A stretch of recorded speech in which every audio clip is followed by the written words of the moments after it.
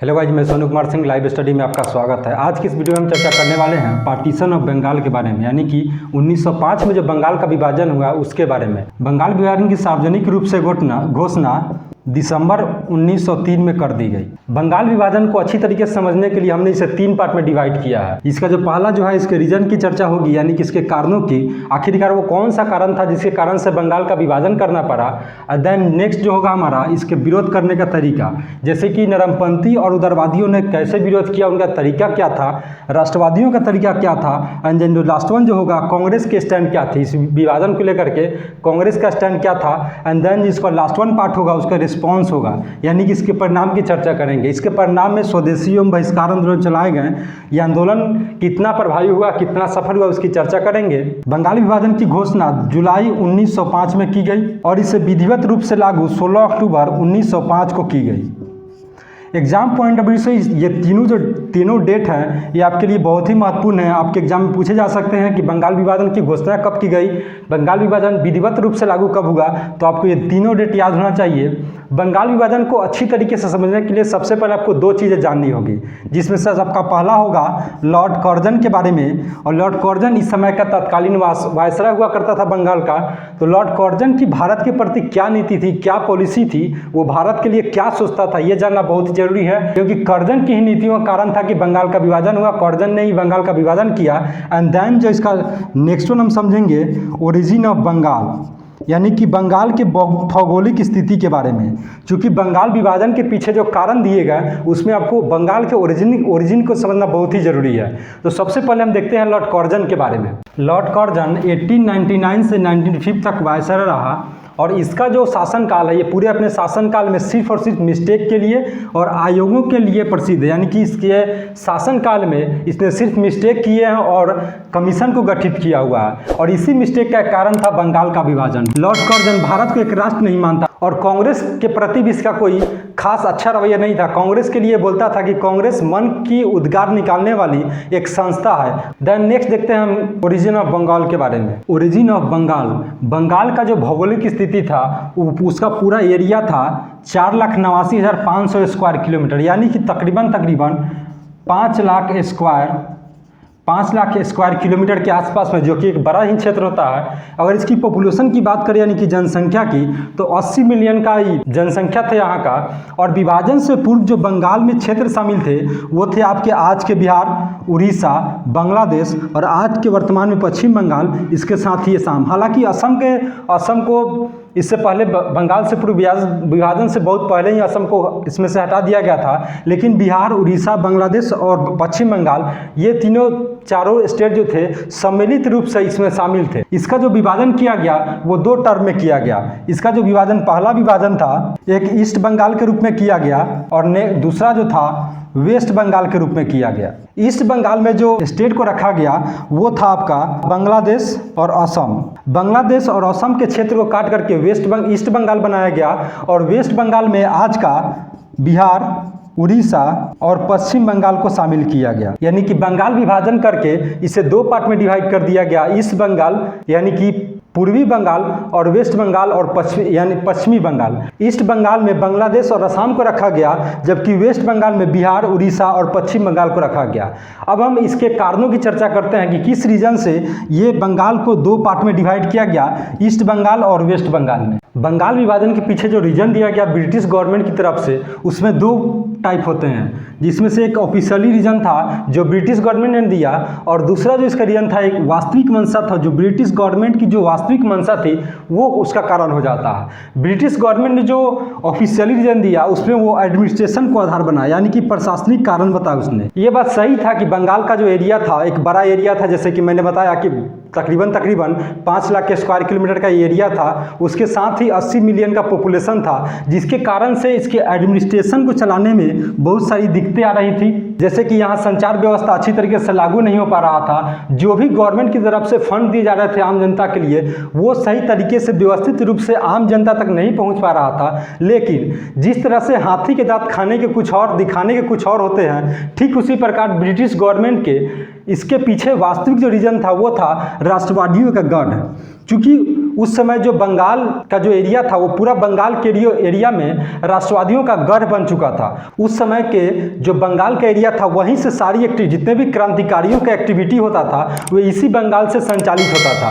तो British government ने सोचा कि क्यों ना हम बंगाल का विभाजन कर दे, ताकि जब बंगाल 2 टुकड़ों में बढ़ जाएगा तो हमें आसान होगा, राष्ट्रवादियों के गढ़ को हम तोड़ सकते हैं, राष्ट्रवादियों के बीच फूट डाल सकते हैं। इसलिए ब्रिटिश गवर्नमेंट ने बंगाल का इस तरीके से विभाजन किया जहां भाषा, धर्म, इन सभी के आधार पर उसका विभाजन हो सके। जैसे कि ब्रिटिश गवर्नमेंट का बेसिक सा रूल था डिवाइड एंड रूल, यानी कि बांटो और राज करो। जाति, धर्म, पंथ, भाषा, किसी भी ऐसे टर्म नहीं थे कि कोई भी ऐसा संकीर्ण मानसिकता वाली चीज़ नहीं थी जो ब्रिटिश गवर्नमेंट ने भारत के लिए ना किया हो। इसके पीछे मूल रीजन था कि भारत को फूट डाले, उसे डिवाइड करे और वहाँ पर शासन करे और भारत का आर्थिक शोषण करते चले। इसी डिवाइड एंड रूल पॉलिसी के हिसाब से बंगाल को डिवाइड किया गया और वहाँ जो राष्ट्रवादियों का गढ़, पूरी तरह से क्रांतिकारियों का जो गढ़ बन चुका था, उसे तोड़ने की कोशिश की गई।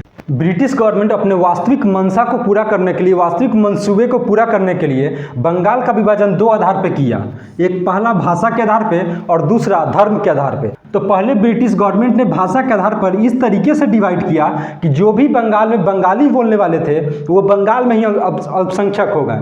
जैसे कि उसने ऐसे डिवाइड किया कि बंगाली भाषा जो बोलने वाले थे वो 1,70,00,000 हो गए एक पार्ट में, और दूसरा हिंदी और उड़िया बोलने वाले 3,70,00,000 हो गए। धर्म के आधार पे बंगाल का विभाजन 2 तरीके से किया गया, पूर्वी बंगाल एवं पश्चिमी बंगाल के रूप में। पूर्वी बंगाल का जो एरिया था वो मुस्लिम बहुसंख्यक एरिया था, जिसमें से वहाँ की कुल आबादी 3,10,00,000 थी।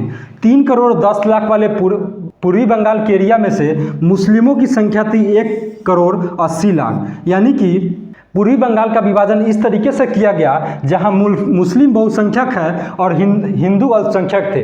ठीक उसी प्रकार पश्चिम बंगाल का विभाजन उसी तरीके से किया गया जो कि हिंदू बहुसंख्यक एरिया हो जाए, और यहाँ की कुल आबादी थी 5,40,00,000 और यहाँ के जो हिंदू थे वो थे 4,40,00,000। 5,40,00,000 में से 4,20,00,000 वाले क्षेत्र को पश्चिमी बंगाल कर दिया गया जहाँ की हिंदू बहुसंख्यक थे, और उसी तरीके से 3,10,00,000 वाले एरिया में जहाँ की मुस्लिम जनसंख्या थी 1,80,00,000 उसको पूर्वी बंगाल में डिवीजन कर दिया गया। इसका कारण ये था कि ये दोनों धर्म के आधार पे अलग अलग बढ़ जाए और जो क्रांतिकारियों का गढ़ था वो टूट जाए। ये जो डिवीजन हुआ पूर्वी बंगाल और पश्चिमी बंगाल, इसको लेकर के कर्जन ने एक स्टेटमेंट दिया, पूर्वी बंगाल का जो नया राजधानी होगा वो आपका ढाका होगा। जब कर्जन ने ये मेंशन किया कि पूर्वी बंगाल का नया राजधानी ढाका होगा, तो उसने ये स्टेटमेंट ये दिया, पूरा स्टेटमेंट, कि पूर्वी बंगाल का जो नया राजधानी होगा जो कि मुस्लिम बहुल एरिया है, मुस्लिम प्रांत का, उसका राजधानी ढाका होगा। तो कर्जन के स्टेटमेंट से स्पष्ट रूप से झलकता है कि धर्म के आधार पर वो हिंदू और मुस्लिम में बांटना चाहते थे। इस विभाजन के पीछे एक सांप्रदायिक मंशा भी था जिसके कारण से इसका विभाजन किया जा सके।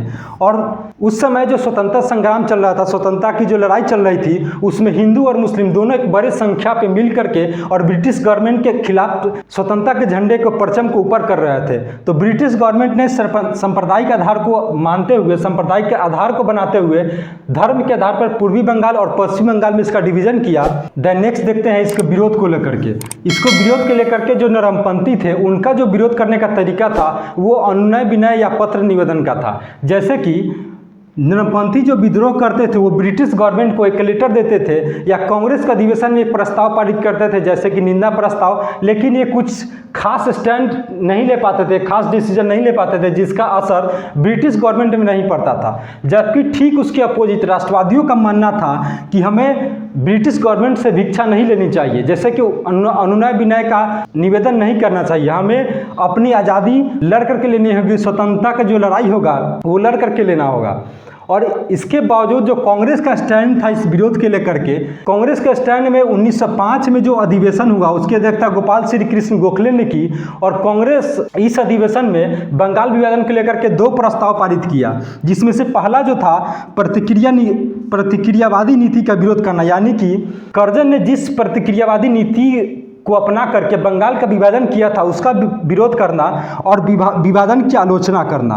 एंड देन जो इसका नेक्स्ट प्रस्ताव में जो दूसरा प्रस्ताव था इसका स्वदेशी आंदोलन का समर्थन करना। कांग्रेस ने स्वदेशी आंदोलन का समर्थन तो किया बंगाल विभाजन को लेकर के, लेकिन इसी दौरान इसी मुद्दे पर लेकर के कांग्रेस में मतभेद उत्पन्न हो गया और ये मतभेद नरमपंथी और राष्ट्रवादियों के बीच हो गया। नरमपंथी और उग्रवादियों के विरोध ये मतभेद हो गया। मतभेद का कारण था कांग्रेस चाहती थी कि जो स्वदेशी एवं बहिष्कार आंदोलन खड़ा हुआ है वो सिर्फ बंगाल तक ही सीमित रहे, लेकिन राष्ट्रवादियों का मानना था कि स्वदेशी एवं बहिष्कार आंदोलन व्यापक पैमाने पे पूरे भारत में फैलाया जाए और पूरे भारत में फैला करके ब्रिटिश गवर्नमेंट का विरोध किया जाए। इसी के बाद 1906 में एक अधिवेशन हुआ कांग्रेस का और ये अधिवेशन कोलकाता में हुआ और इसकी अध्यक्षता दादा भाई नौरोजी ने की और इसमें ये प्रस्ताव पारित किया गया कि जिस तरह से इंग्लैंड एवं अन्य उपनिवेश जो भी ब्रिटिश गवर्नमेंट को दूसरे जो देश जो उपनिवेश थे उनका जिस तरह से लक्ष्य था स्वशासन एवं स्वराज, वही भारत का भी लक्ष्य होना चाहिए, वो भी कांग्रेस का लक्ष्य होना चाहिए।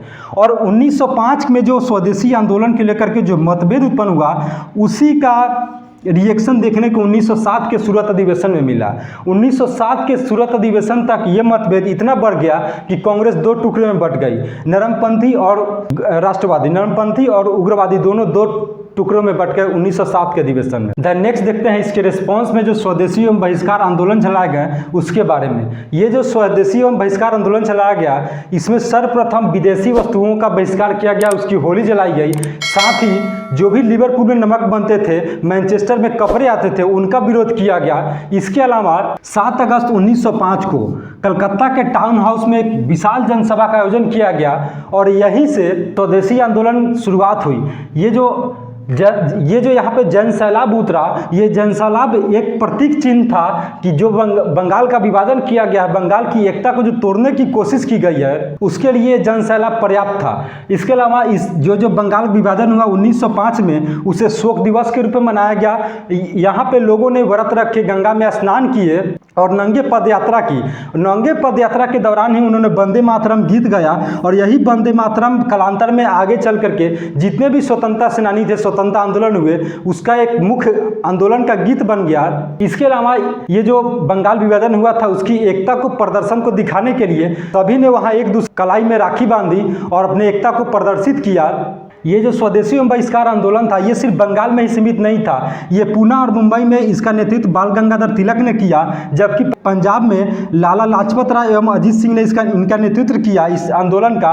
दिल्ली में सैयद हैदर राजा और मद्रास में चिदम्बरम पिल्लई, यानी कि बंगाल से आउटर भी पूना, पंजाब, दिल्ली, मद्रास के क्षेत्र में ये स्वदेशी आंदोलन फैले। स्वदेशी आंदोलन ने भारतीय स्वतंत्रता संग्राम की लड़ाई में एक महत्वपूर्ण छाप छोड़ दिया। अगर वीडियो अच्छा लगा हो तो अपने दोस्तों के साथ शेयर कीजिए, कमेंट कीजिए, साथ ही चैनल को सब्सक्राइब कीजिए। इसके अलावा अगर इस टॉपिक में अगर कोई भी डाउट बाकी रह गया हो तो आप हमें कमेंट बॉक्स में कमेंट करके बता सकते हैं।